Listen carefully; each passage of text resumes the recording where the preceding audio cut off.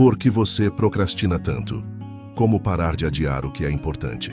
Você já percebeu como é curioso? Às vezes a tarefa nem é tão difícil.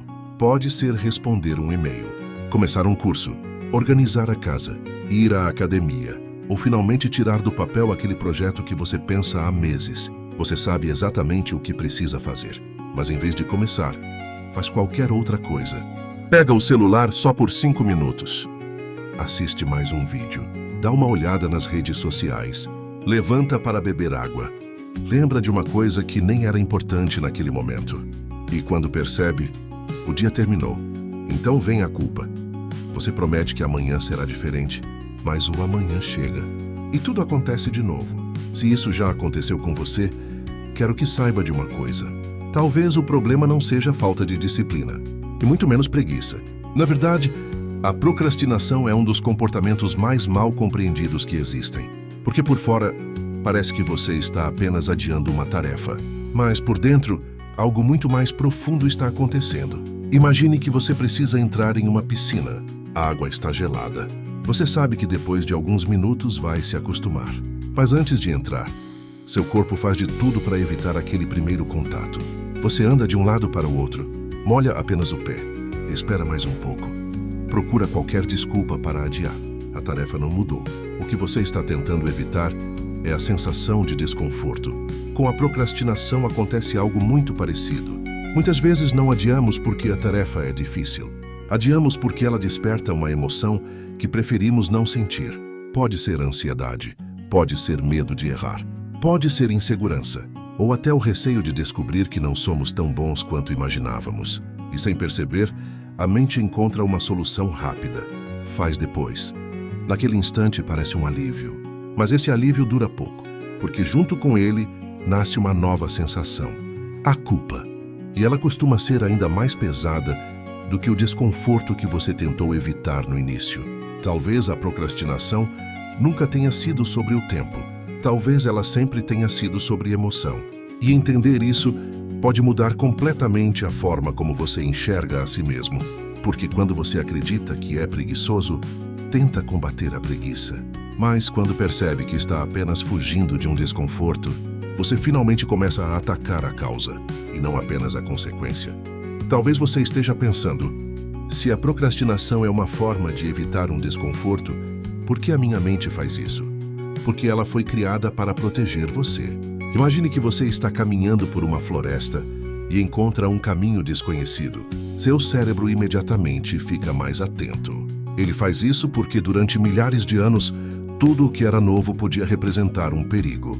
Hoje, a maioria de nós não precisa fugir de predadores, mas o cérebro continua funcionando de forma parecida. Sempre que uma situação parece ameaçar a nossa segurança, ele tenta nos afastar dela. O problema é que essa ameaça nem sempre é física. Às vezes, ela é emocional. Pense em uma apresentação no trabalho, em uma entrevista de emprego, na decisão de abrir um negócio, ou até em gravar um vídeo para a internet. Nada disso coloca a sua vida em risco, mas pode despertar o medo de errar, de ser criticado, de não atender às expectativas. E para o cérebro, essa sensação já é suficiente para acender um alerta. Então ele oferece uma saída rápida. Depois você faz. Naquele momento parece uma boa ideia. A ansiedade diminui. O desconforto desaparece por alguns instantes. Só que existe um preço. A tarefa continua esperando. E quanto mais tempo passa, maior ela parece ficar. É como deixar uma louça na pia. No primeiro dia são apenas alguns pratos. Depois aparecem os copos, os talheres, as panelas. Quando você finalmente decide lavar tudo, já está muito mais difícil do que estaria no começo. Com a procrastinação acontece exatamente isso. Quanto mais você adia, maior o peso da tarefa. E maior também a vontade de continuar adiando. Percebe o ciclo? Você evita porque sente desconforto. O adiamento aumenta a ansiedade. A ansiedade faz a tarefa parecer ainda mais pesada. E isso leva a um novo adiamento. Não é um problema de capacidade, é um ciclo. E a boa notícia é que todo ciclo pode ser interrompido, mas não pela força, e sim pela consciência. Porque quando você percebe o que está acontecendo dentro da sua mente, deixa de acreditar que existe algo de errado com você. Você entende que está reagindo a uma emoção, e emoções podem ser compreendidas. Talvez a pergunta nunca tenha sido: como faço para parar de procrastinar? Talvez a pergunta certa seja: o que eu estou tentando evitar quando deixo tudo para depois? Porque muitas vezes, essa resposta vale mais do que qualquer técnica de produtividade. Agora que você entende por que procrastina, surge a pergunta mais importante: como sair desse ciclo? Talvez você imagine que a resposta seja criar mais disciplina. Mas eu acredito que existe um passo antes disso. Diminuir a resistência. Pensa em uma porta pesada. Se você tentar abri-la com toda a força de uma vez, talvez desista no meio do caminho. Mas se ela já estiver entreaberta, basta um pequeno empurrão. Com a procrastinação acontece algo parecido. Muitas vezes o problema não é fazer a tarefa, é começar. E esse primeiro passo costuma parecer muito maior do que realmente é. Imagine alguém que quer criar o hábito de ler. Ela olha para um livro de 300 páginas e pensa: hoje não vai dar. Mas e se a meta fosse ler apenas uma página? Uma única página. Parece pouco.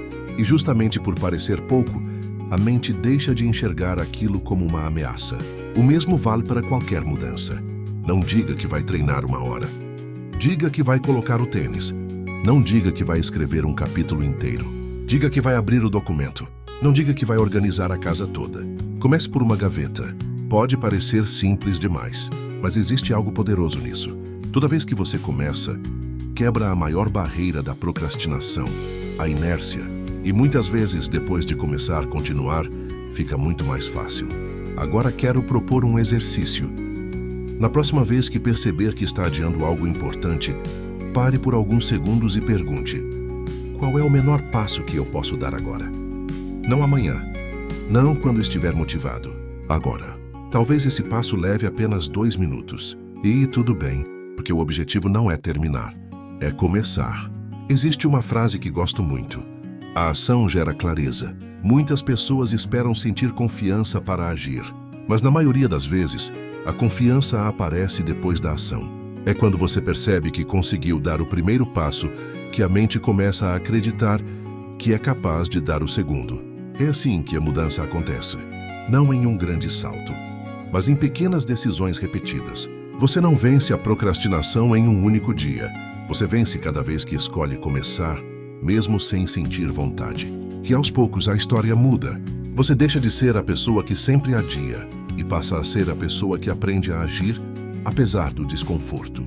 Porque coragem não é a ausência do medo, é a decisão de dar o primeiro passo, mesmo quando ele ainda está presente.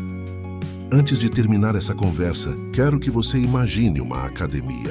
Ninguém entra lá pela primeira vez levantando o maior peso. Seria impossível. Os músculos precisam ser fortalecidos aos poucos. Com a procrastinação acontece a mesma coisa. Muita gente acredita que precisa acordar um dia completamente disciplinada. Mas a disciplina não aparece de repente. Ela é construída. Cada pequena ação fortalece uma versão sua que aprende a agir, mesmo quando não sente vontade. Talvez você tenha repetido muitas vezes frases como: eu sou preguiçoso. Eu nunca termino o que começo. Eu não tenho disciplina. Mas quero que você pense por um instante. Essas frases descrevem quem você é, ou apenas um comportamento que se repetiu muitas vezes. Existe uma diferença enorme entre essas duas coisas. Um comportamento pode ser mudado. Uma identidade parece permanente. E é exatamente por isso que precisamos tomar cuidado com a forma como falamos sobre nós mesmos. Quando você diz: hoje eu procrastinei, está descrevendo um momento. Mas quando diz: eu sou procrastinador, transforma aquele momento em identidade. E a mente sempre tenta agir de acordo com a identidade que acredita possuir. Por isso, a mudança começa quando você muda a conversa que tem consigo mesmo.